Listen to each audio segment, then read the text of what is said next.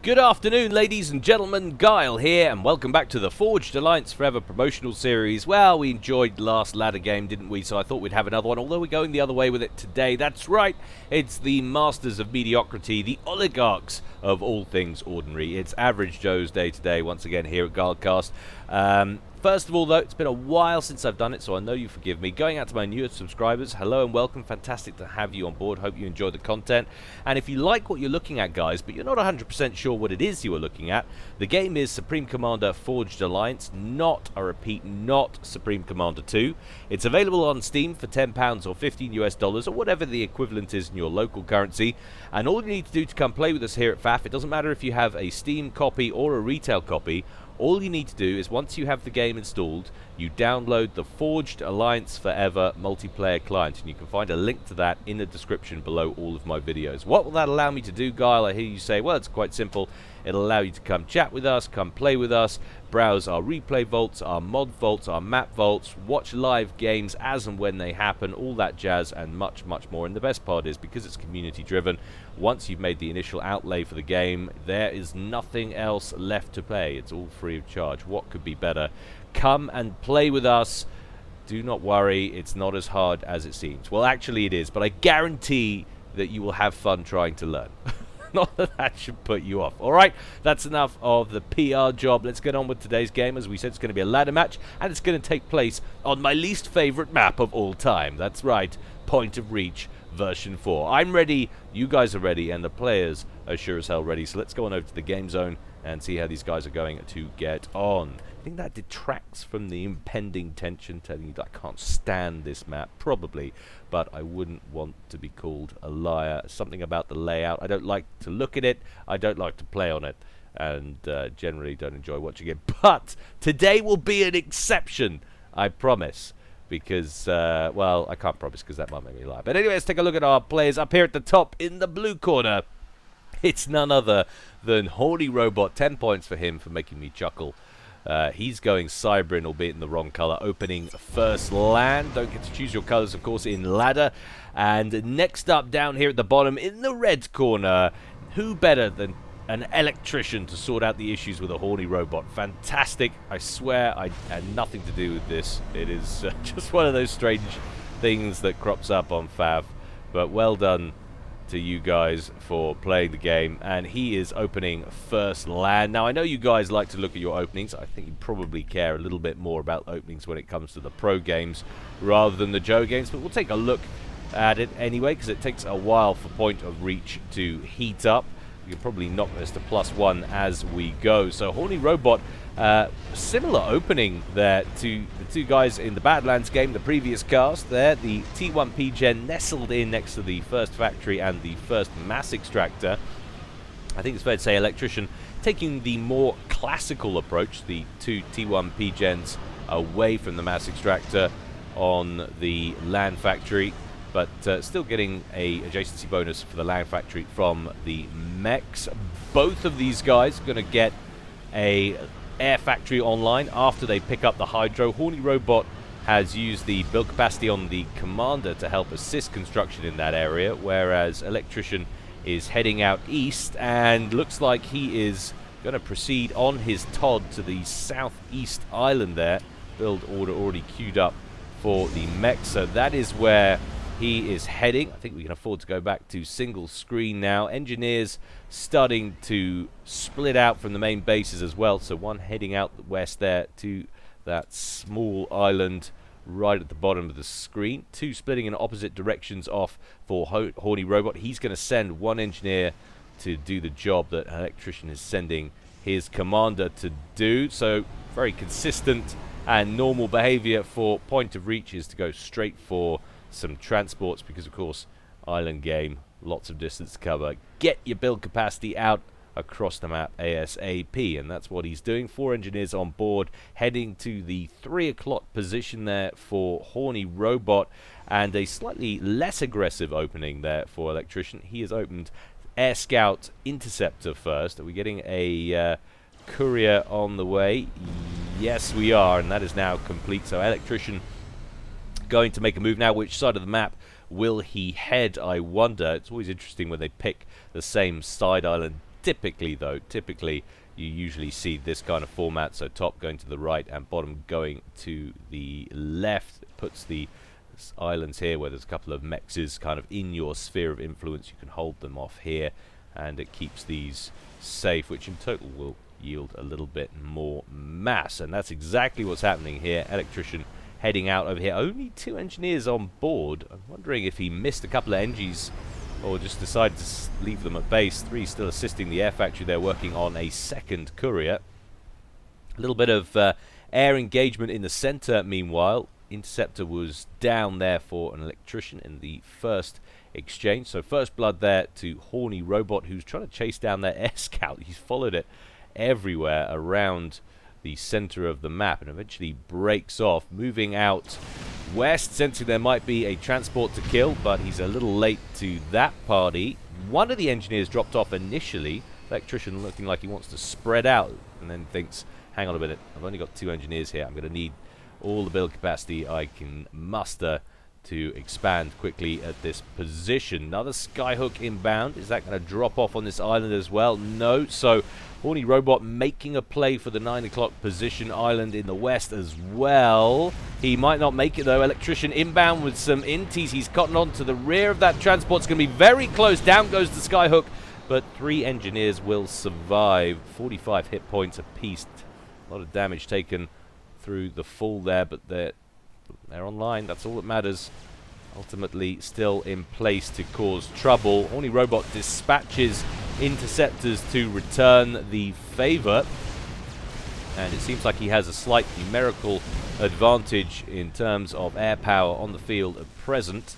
Another courier we saw being produced earlier, this time 4 engineers on board, and it's really hard to see the waypoints on this very blue background here, but that's actually heading out to the western edge of the map and is going to skirt up there, and then the unload command coming into the core mass at the northwestern starting location. So Electrician making a play for that top left island there. That should be interesting, assuming of course those waypoints don't change. Another couple of aircraft coming in single file from Electrician. No intel up here of course, so you can be forgiven for making these slightly questionable decisions early on. T1 bomber coming in as well, and that is an interesting decision, going after the Mantis instead of the engineer down there. That would have been easy pickings, and he should have had a solution on that from the first interceptor that went past, but a second bombing run might fare better, and it does. Picks up 2 of those 3 engineers that were airdropped just a moment ago. Only that one survives. Down goes the bomber in the exchange. It's all go here inside the first 7.5 minutes, and now we've got a little bit of gunship harass coming in from hornyRobot. The Jester inbound. I like that play. He's definitely got air dominance on this side of the map, although he's not running interference with his interceptors. He should be hanging about defending. I guess he's worried about the presence of archers, as there's 1 or 2 already on the field from Electrician coming out from those land factories in the west. But that has allowed an opening for Electrician to come in with the next wave of interceptors, and they should get this in more or less one pass. There it goes. The first U-turn on the lead interceptor kills off the Jester. And now hornyRobot has some problems on the ground as well. Engineer tried to throw together a T1 PD as the strikers roll into this small base off the northern coast of the western island. Need to roll on forward and kill the engineer in the Mantis, which they do, and that will stifle production of that point defense and possibly represent the end for this little collection of land factories. Another Jester has turned up, is taking archer fire, and should really focus on that mobile anti-air rather than the strikers. Then he'll be able to hit those tanks with impunity. Meanwhile, over in the east, Electrician has hoofed it on his Todd under the waves with his ACU and emerged onto terra firma into a handful of Mantis. He's lost about 2.5k, but has taken care of 4 of those T1 units. And sensibly, he's going to strafe to the right. Could easily take care of this hydro and the radar, which I suspect is probably his goal. Lots of early work can be done with Commander on most maps, but it's always nice when you're on a map with so much water, so many islands where you can dip in and out of the waves and shelter your comm from too much incoming fire.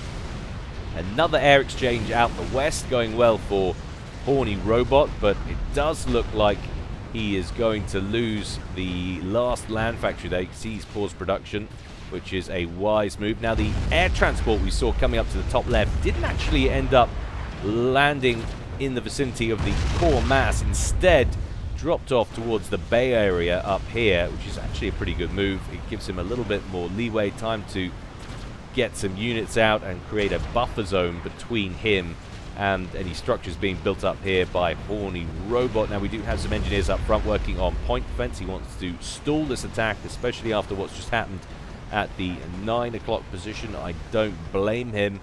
Electrician doesn't have any air power over here to notice the threat. He's going to need to get some Lobos on the case if he wants to breach that section.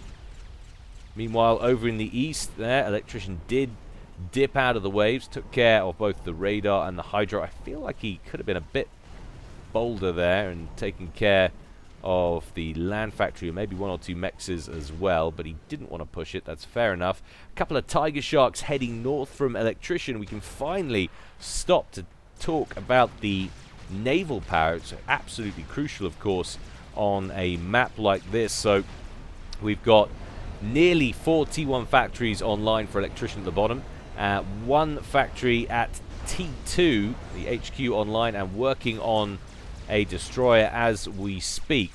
How does that compare? Well, we've got nearly 5 up here and another T1 naval yard over here for hornyRobot, but still yet to break into Tech 2. So we have a slight tech advantage there. But we do have T2 air at the main base for hornyRobot, which is a tech advantage against Electrician, who's still operating off T1 down here at the bottom. Is working on a second air factory in that main base. However, back to the northwestern island, and we're starting to see the effects of that T2 air upgrade. Renegade gunships pummeling the newly constructed T1 mass extractors from that core mass section. Engineer gets a railgun online, couple that with an archer, puts that Renegade in trouble, and they're going to manage to shoot that down and retain one of the 4 T1 mexes. So he's not ousted as yet. More Jester issues down here for Electrician, who still seems unable to gain the initiative in the air game. A couple of Tridents skirting down the eastern edge of the map from hornyRobot, looking for targets of opportunity. And T2 land online down here, the HQ on that southeastern island, producing Riptides. That could be an interesting bit of pressure being brought to bear on hornyRobot's 3 o'clock position over there. Still the odd Tiger Shark lurking in the waters up around hornyRobot's coast, but I don't think he's in too much danger with the amount of T1 naval yards he's got over here. And I actually like this. You expect naval yards to be built around here. This is less expected up over here. Should give you a little bit more time and allow you to produce from an unexpected angle and send into the fray. Another air engagement, must be the 4th or 5th to go badly there for Electrician. hornyRobot retaining air dominance on this side of the map, and it also looks like Electrician's push to the northwestern island isn't going to fare much better either. Numbers of strikers dwindling. hornyRobot has set up a new set of facilities over here. 3 land factories online. And that gives him an advantage, especially with the constant T2 air tech encroaching on the airspace around there. T2 power, now the order of the day. Let's stop to take a moment and look at mass totals. So Electrician on 44k total mass accrued. That's against 43k there for hornyRobot. There's about 2k in it actually, just under. And generated mass, it looks like Electrician is ahead there too, 105 to 93. But I don't know, man, if I had to take one of the teams, take over for someone, in terms of the initiative, well, who am I saying? Of course, I'd take the UEF. Unquestionably, nothing to do with the state of affairs. But in terms of tactical positioning, I like hornyRobot's position, even if he is a little bit behind on mass right now. There's not a great deal in it. I just feel like he's sitting more comfortably. Lots of T1 naval spam hanging around down here. Of course, no real range on these frigates. I need to get them right in here to cause any problems. And of course, Electrician is waiting with his commander should hornyRobot decide to employ any kind of tactic like that. Renegades inbound, not a great place to hang out. Lots and lots of skyboxers and rail guns dotted about the place. All four of those gunships will get torn apart in that barrage of flak. And now things are going to start to get interesting. The first T2 naval unit from Electrician reaches hostile territory there.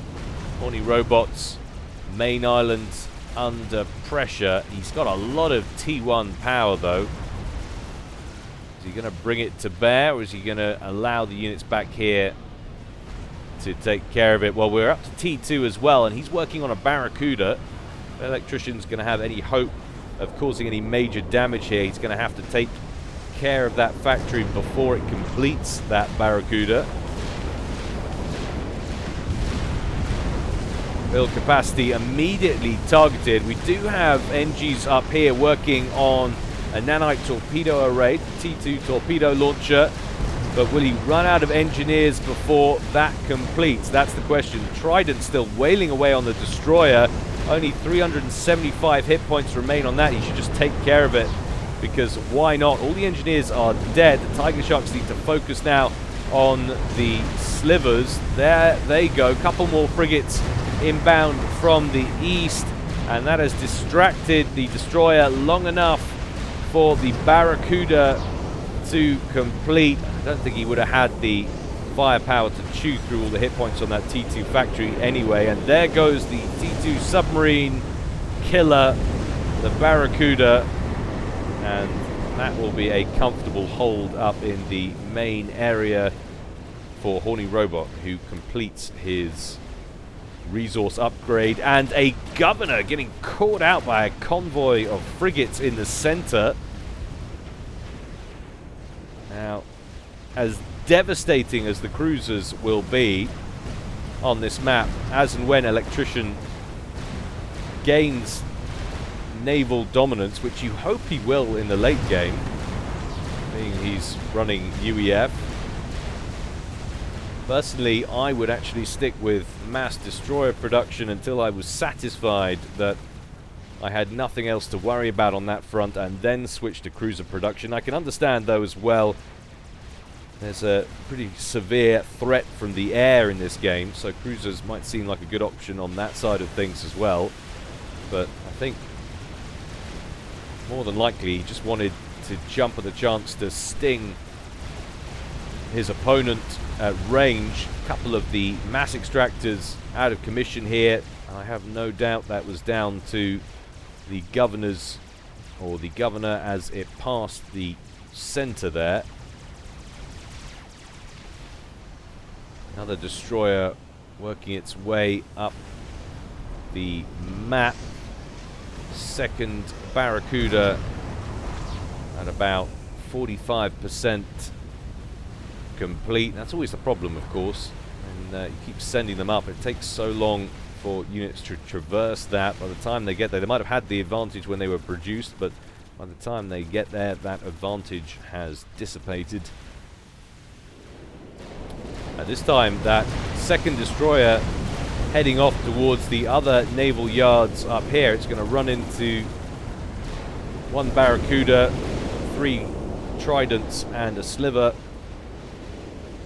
And another governor online. That's going to sit a little bit further back and is going after one of the T2 mexes at the south or the southern tip of the main island there for hornyRobot, and it will claim that. There is another one to the west as well.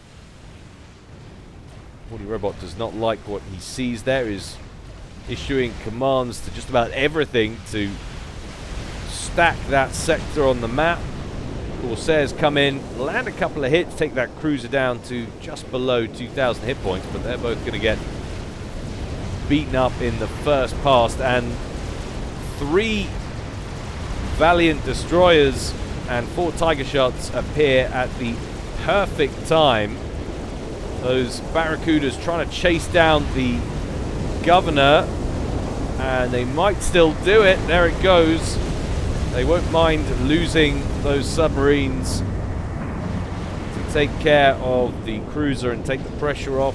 Plenty more submarines where they came from.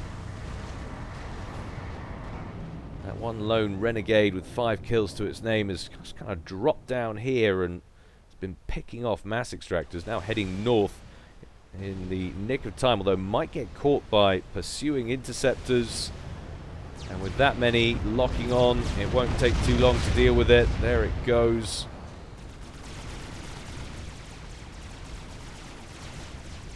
$149 mass per tick to 121. Electrician slowly but surely extending his lead in eco.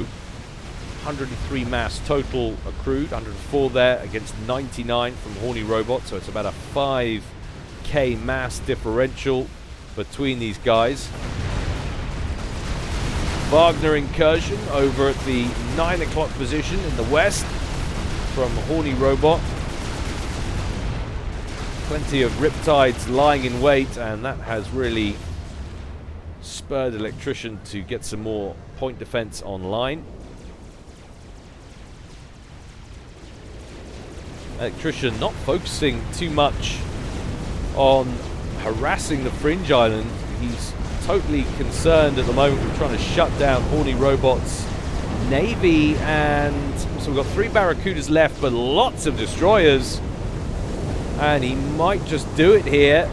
There's still that T2 torpedo array a little bit further up here, and that can make quite a big difference, but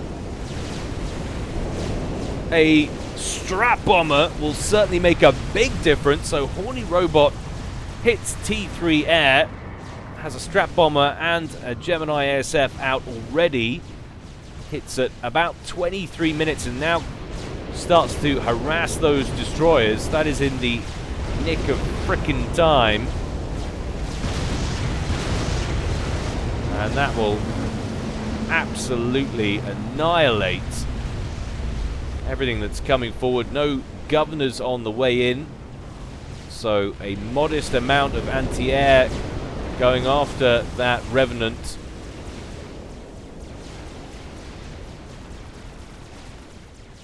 So hornyRobot playing a blinder in the air game in this one.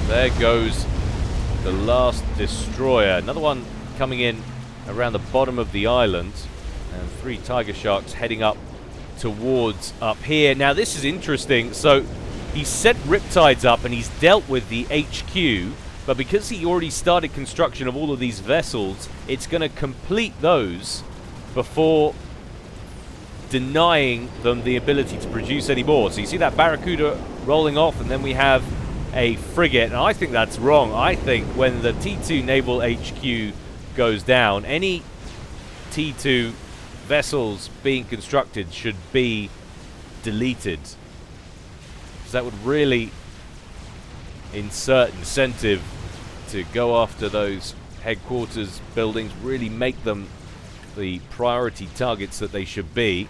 And you might say, well, it's not that big deal. Well, it really is, because you see the amount of firepower that's rolled off the factory line there. 1 Salem and 4 Barracudas came off out of that, and where would we be now if that had all been paused and he'd had to wait for another one, it would be a dramatically different picture. You can argue about whether or not you think I'm right on that side of things.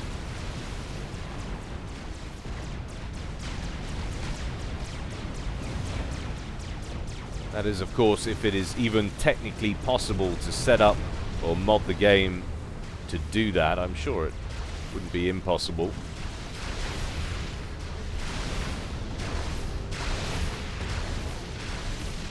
Three Wagners breach onto that southeastern island. They don't hang about to finish off that T2 mechs. Oh, I can't stand it. Deep into the red, 700 hit points left. Couple more volleys would have dealt with it. We have some more over here as well, but they're not advancing on that position. There are too many Riptides and T1 PDs in place for him to feel like that's a viable option right now.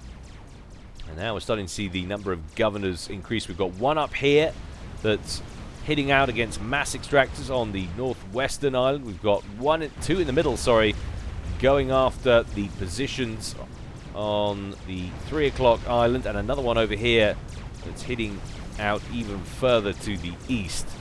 So that is a lot of pain at range. Two of those Wagners left. They're going to run headfirst into a couple of Coopers that will, well, if they don't get the job done, then the point defense that's lurking in wait certainly will too. 3 T1 PDs open up the second it emerges out of the waves there. Another couple coming in. They're going to run straight into those Coopers that we saw before. A lot of damage coming off those torpedo boats. One of them will get taken care of. Another Tiger Shark rolling past as well. And that's a pretty sizable group of Corsairs skirting down the western edge of the map. Wonder where he's headed with that. Well, current waypoint's just to the bottom left-hand corner. And in comes a spy plane as well. Get a little bit of intel on what's going on. Electrician spots the radar signature, heads out with the Inties. That must have been the radar signature from over here at T2, and misses because, of course, he's blind on this section here.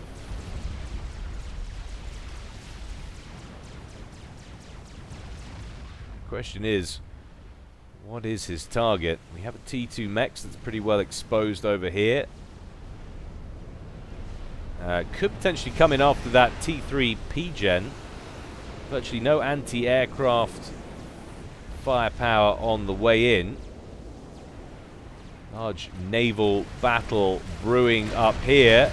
Build capacity airdrop to work on the mass field, but they're barely going to get their reclaiming lasers deployed before getting trampled on. A couple of Corsairs in the west get picked off as Electrician figures out where those fighter bombers went. hornyRobot responds by getting them out of there.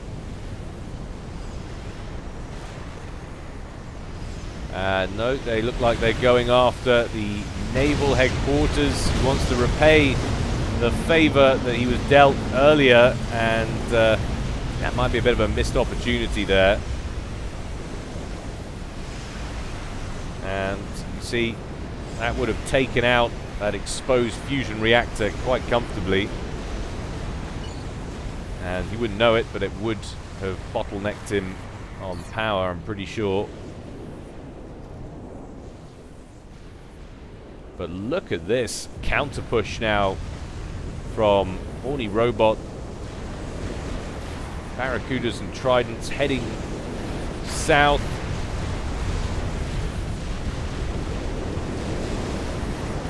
Forcing the last remaining naval units back to base there for Electrician, who produces a broadsword. We're going to see a sudden flurry of ASFs heading south. They're all the way up there. Party's going to be over by the time they arrive. Another group of Wagners emerge from the surf down here. too much T1 PD for them to contend with. They've got riptides on their tail as well.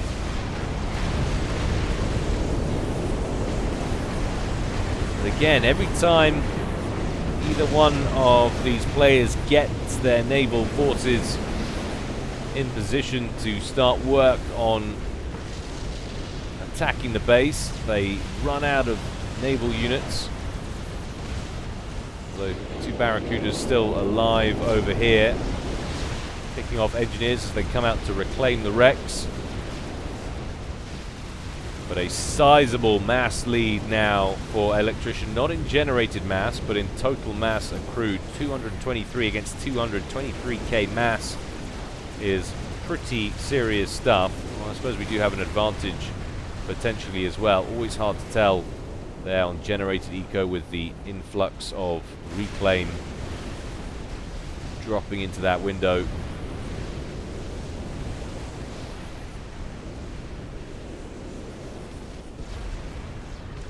Salem rolling out over here from a newly constructed T2 naval yard, and I like that. That's going to give him the option to pressure this island over here, which he's already doing. So he's already got 3 destroyers online from this factory, and that will allow him to open up a whole new front against Electrician, who's in danger of getting himself hornified.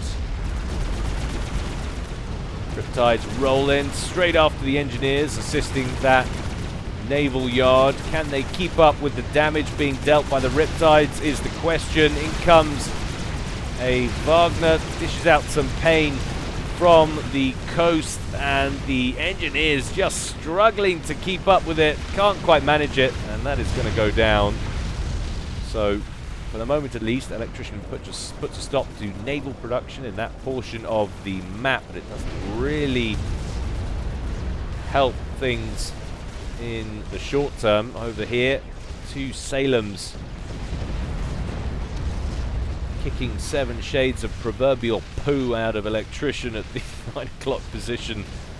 2 of the 4 core mass that were at T2 out of commission now. And there goes another, just 1 remains. Riptides are managing, by the looks of things, to corner that Salem. And that should be the end of one of the 2 destroyers. Gets a little bit of a ranking vet there. Keeps him alive for a bit longer, but it's not enough to save it. That second Salem on the move. Doesn't want to relive his mate's fate for him. Meanwhile, Governor out in the east for Electrician has taken down all of the core mass as well in 3 o'clock, so it's really, really tit for tat here. 35 minutes gone. Electrician ahead in eco, but that's not translating to effect on the battlefield, at least not yet, at any rate. I have faith in my UEF brethren.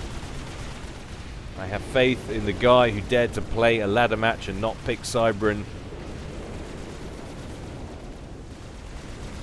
I'm sure the authorities will be looking for him even as we speak. Very harsh punishments for those who dare to do such a thing. Hundreds of hours of community service, clearing out earwax from the headphones of other FAF gamers. Terrible punishment.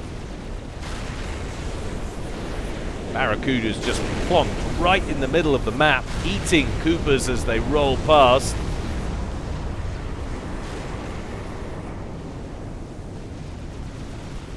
Robot looking very tight indeed in the center, and we're up to T3 Naval now for Electrician, who is working on the mighty Summit. What a beautiful and ridiculous unit that is, with those guns that just wouldn't allow it to float if it was real. That would sink, I'm pretty sure, without studying for a degree in engineering.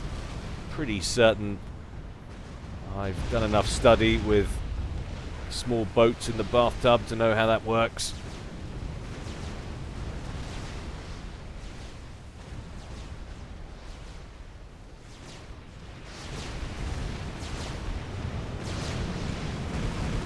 Now we're finally seeing some shield boats being brought in. I don't like the way Electrician is exposing his navy up front. I know he wants to jostle for position. He wants to get his governors in the center of the map and pick off as many of these mass extractors as he can, but I really want him to build up some forces and then send them in like he's doing with the Coopers out from the west, but he needs more destroyers in the mix. He needs more shield boats if he's going to contend with the Barracuda spam that really is so very effective right now. Cooper's getting picked off by the outrageous range on those Salems.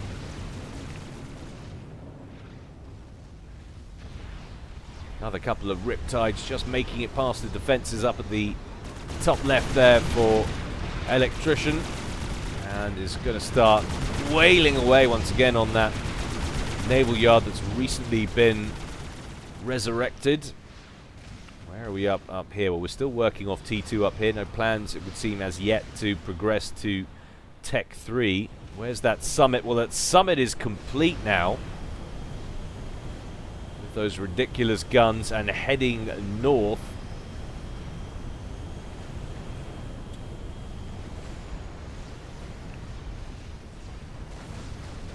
Take a look at ASF numbers, see if Electrician is actually in a place where he can start contesting the air game, because he hasn't been all game. Well, he's at 13 ASF, so that doesn't sound particularly great. We've got an awful lot of T1 inties on the field for hornyRobot, but hornyRobot sitting on more than twice his numbers at 33 ASFs. So those broadswords that we're seeing kicking about down here, the odd one, could be effective if he would only manage to outproduce hornyRobot with the ASF somehow. But for the moment, not particularly useful. Useful only really defensively.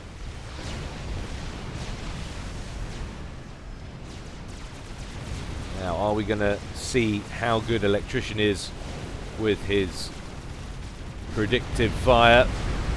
He's going to need to use the ground fire on that summit to deal with some of these Barracudas as they lurk beneath the waves, quite possibly.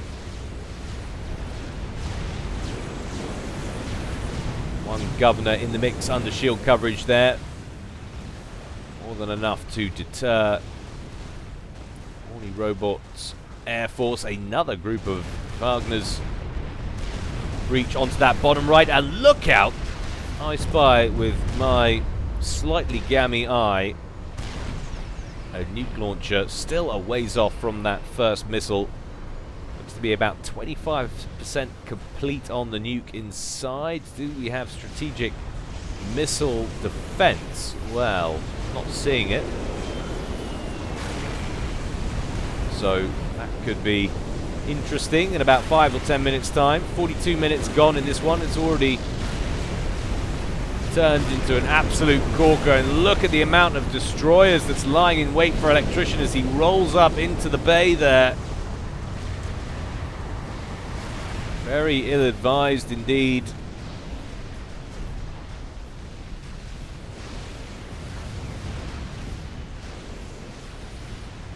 And now we're seeing some more T1 naval yards springing up over here for Electrician.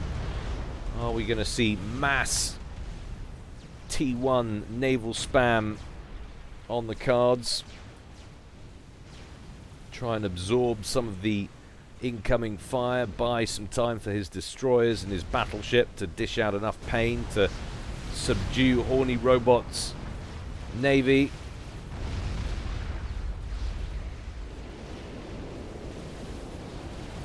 Broadswords breach the gap up here at the top. They're going to deal with all the core the core mechs up here at the top left, and be able to move on as well. ASFs mingle with one another up here, but hornyRobot will get the better of that exchange as expected, and there go the broadswords as well. The question is, was it worth it? I'm not sure it was. He took out one T2 mechs there and a mass storage there. I'm pretty sure all of these ones were T1 as well, maybe potentially one T2 mechs in there. But either way, Electrician still pulling ahead. 313 to 233. The mass differential there. 438k against 360 total mass harvested. How about mass killed? Well, hornyRobot in the lead there. 184k of mass killed of Electrician's units against the 153 that has been inflicted upon him. hornyRobot the more efficient in this game.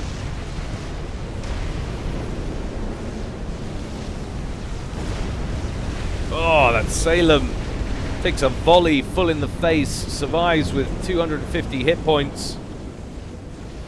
Electrician's going to need to keep that summit moving if he doesn't want to get it caught up. Strategic launch detected. What? That was produced incredibly quickly. Electrician must have prioritized that. And where's he going? That's surely going after the main base. hornyRobot is on the move with his ACU, doesn't want to eat a nuke. He saw the nuke launcher and has started work on a SMD, but that is far, far too late. That nuke is going to connect. And what is that going to do to hornyRobot's Eco 247 before the nuke? Boom, baby! There goes his entire main base and drops him down to 149 and plummeting on power as well.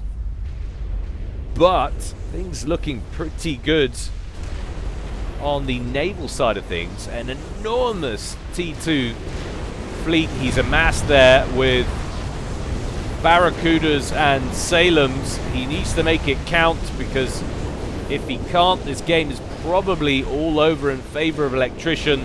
2 summits online. There goes the first one. Doesn't take too long at all for this outrageous number of Barracudas to chew through all those hit points. 21 Barracudas there and 7 Salems in that mix. In comes some more units there from Electrician. The Coopers up front, they don't last too long either. The second summit down to around 27k and falling. So many hit points to chew through, experimental levels of hit points to chew through. And that's going to go down as well. At the same time, a Wagner incursion takes care of the T3 air headquarters and is now underneath the shield coverage over here. And still the naval push continues. Electrician needs to contain this somehow. Another Wagner incursion over at 9 o'clock. So many T1 naval yards springing up, but it's going to take way too long for them to produce anything. They're getting picked off one at a time by all of these sub-killers. Deafening sounds at my end of the sound effects going off, representing the sheer number of naval yards being destroyed here. Another summit rolls off and almost immediately crippled. And would you look at that, torn asunder. And then suddenly a galaxy shows up as well. So hornyRobot had breached onto the T3 naval stage, and that one, and another one as well. My goodness me, where has all of this come from? And that gives him some real base bombarding firepower now, and another one as well. So hornyRobot putting everything he had into naval production and is just tearing through Electrician's main base now. All the shield coverage has dropped, and it is now the power grid that is under attack. There goes the T3 and 2 T2s. What has that done? Well, he's still got enough power, but surely not for long.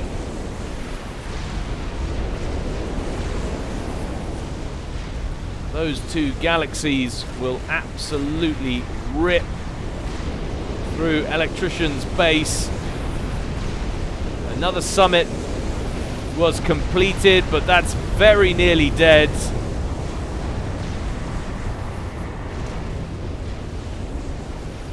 hornyRobot could do with prioritizing the summit and taking out that T3 naval yard. The sub-killers over here are working on that. It's actually not really dead. It was actually on pretty much full health. It was the other summit that's being produced that I was looking at there with very few hit points. Another nuke away. That was quick. And he's using it for close fire support, going after the fleet. hornyRobot's not going to get caught napping, though, immediately moving his units. Will the galaxies get caught? No, they won't. Outside of the initial blast radius, down goes the summit, down goes the T3 naval headquarters. And how on earth is hornyRobot doing this? He ate the nuke. His base was destroyed. He's already rebuilding at a comfortable rate and continually sending garbage south for Electrician to deal with. He's managed to gain control of the 9 o'clock position while Electrician has been focusing on base defense. And once the main base is destroyed, it's going to be an easy matter of dealing with the secondary base out to the east, where Electrician's ACU is lurking. He's got the personal shield on board the commander there. You see he's got his head above the water in terms of power. He's wasting mass now. Piles of mass poo will be building up next to the mass storage, or should be if this game was illustrated as I would have illustrated it. And once these power generators go down, that will literally be it. But I think that's it already. Electrician's got nothing left with which to contend with these galaxies with. Nothing he can do about the incoming fire. He's got a pretty sturdy looking bank of clink hammers, which are taking chunks of health off that lead galaxy. But there goes one of the T3P gens. There goes the other. There goes Electrician's power. The shield gens will be blinking on and off, and Electrician throws out the GG and surrenders. He knows he's beaten after a 53-minute thriller. It might have been an average Joe's game, but they don't come much more exciting than that. That was absolutely fascinating. hornyRobot, credit where credit's due. The constant amount of naval play going off. Electrician just couldn't get in front, couldn't get that critical mass required of destroyers and shield boats and cruisers that you really need to create that turtley ball of doom that UEF have in the late game, if you allow them to have on the naval side of things, where they are just so dangerous. And even after eating the nuke, comes south with outrageous amounts of naval firepower and just pummels Electrician into the ground. What a fascinating game. Hope you enjoyed that, guys. I certainly did. Don't forget, if you feel so inclined, guys, you can support me on Patreon. But until next time, as always, stay well and stay safe. This is Guile, signing out.